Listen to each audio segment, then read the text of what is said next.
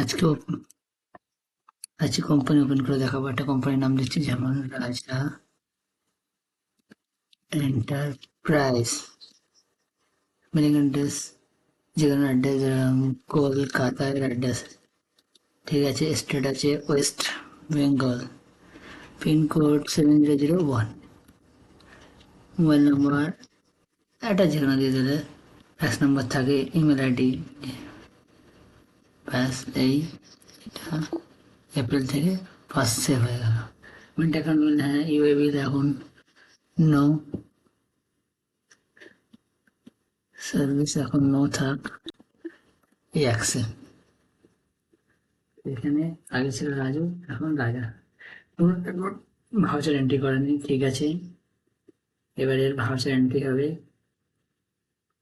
এই দেখো, কোনো ভাউচার এখানে ওর নেই।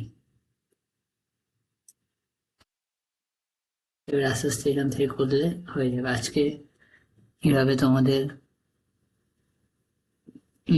কোম্পানি ক্রিয়েট করতে দেখে দিলাম।